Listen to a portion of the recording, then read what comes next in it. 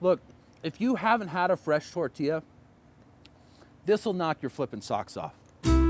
Oh, yeah! This is so good. This is so good.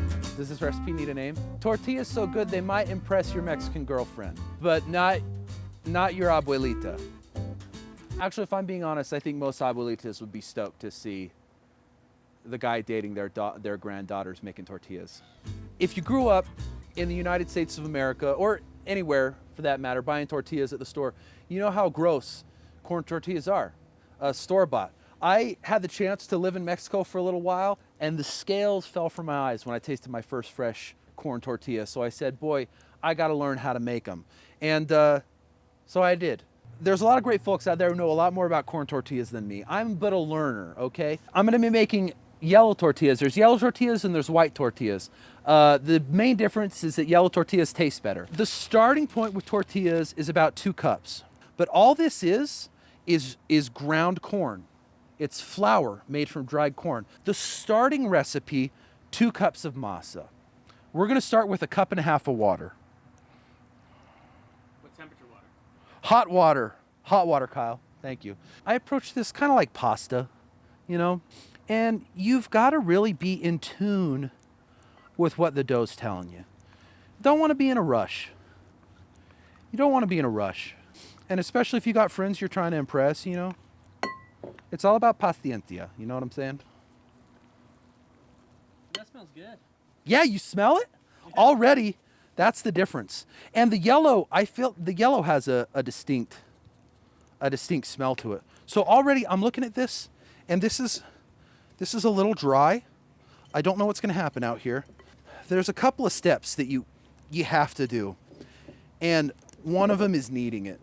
You gotta knead it for like 5 minutes. And that's gonna help. That hot water is gonna rehydrate that masa, but the kneading is really gonna do it too. 5 minutes, 7 minutes, 8 minutes. You're not gonna overwork this dough because there's no gluten, there's no flour in it. I'm looking for 2 things. Play-Doh. It should feel like Play-Doh, and when it's done, it shouldn't stick to the fingers. It's gonna stick a little bit while you're working it. The longer you're willing to sit here, like I say, for me, it's a 5-minute minimum. If you're willing to go up to 7 or 8. So I'm feeling pretty good about the hydration on this. One of the visuals you can do to kind of assess the moisture level is make a ball and you can press it down and then you look at the edges.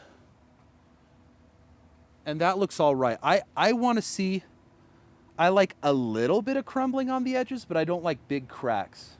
You can see when you press it, it's kind of smooth. You don't have big cracks, but you got a little bit. It's kind of a balance because the wetter you go, the more it's going to stick to the press. The drier you go, the more it comes off, but you'll get those cracks. So I want a nice round edge on my tortilla, but I want it to be wet enough that it's really moldable, but dry enough that it's not going to be sticking to everything. I got one of these guys, and I know what you're thinking. How much is this? Well, it's about 31 grams. Which is gonna make a nice taco-sized tortilla. So I pack it and I just kind of rub it out. And I know that this is gonna be about 31 grams. Boom, unload. I'm compacting the dough a little bit when I roll these balls. So you can see kind of the size difference when it's a little loose. So there they are, ready to be smashed. That towel's gonna keep it moist. We're just gonna kind of lift it up as we're working. A little bit of housekeeping. It's time to press the tortillas. And I know what you're thinking, Jack, I don't have a tortilla press. Look, there are lots of ways you could do it. You could put a book down on the table. You could put a cast iron pan and you could lean down on like this. You could do a lot of things to get a pretty flat tortilla. We can't press directly onto the metal because it'll stick. You need an intermediary between the tortilla and the press. My favorite, I just end up with these. It doesn't have to be pretty. You just don't want to get plastic in your, you definitely don't want to get plastic in the tortilla, so you don't want any loose bits hanging.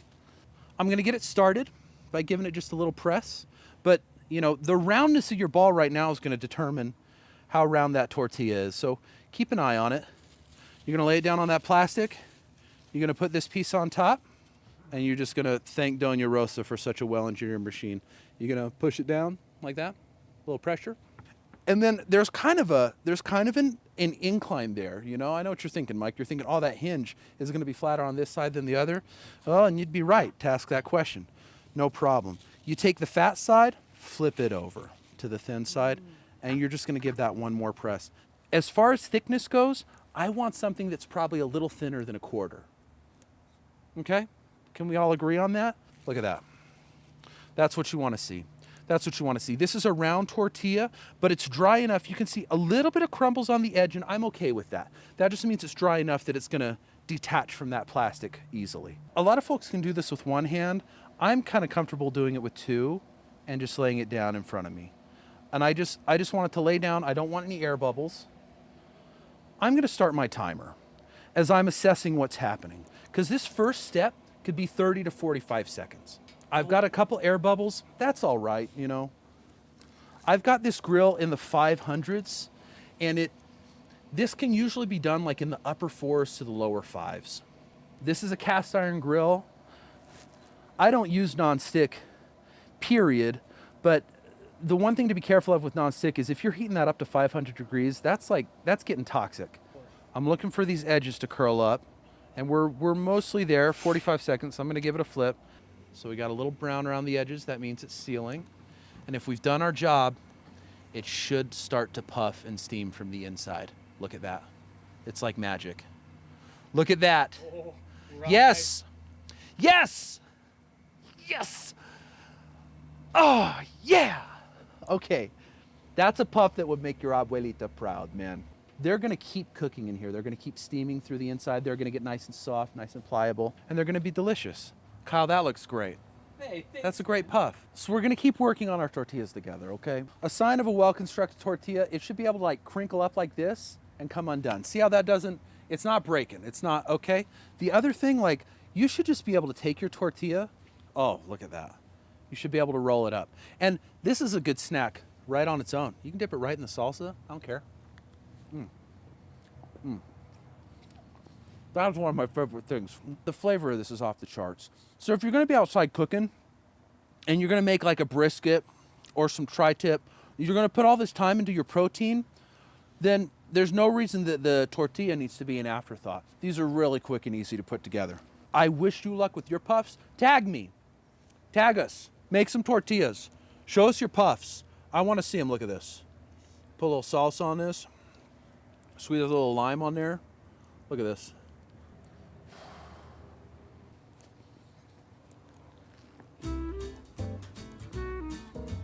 This is so good. It's so good. If you had a good time, click the link here. There's plenty more videos. Hang out a while, watch some. Thanks for watching this one, and keep cooking. If you got any questions about your grill, ask. I mean, don't ask me, because I don't know. But someone will get back to you.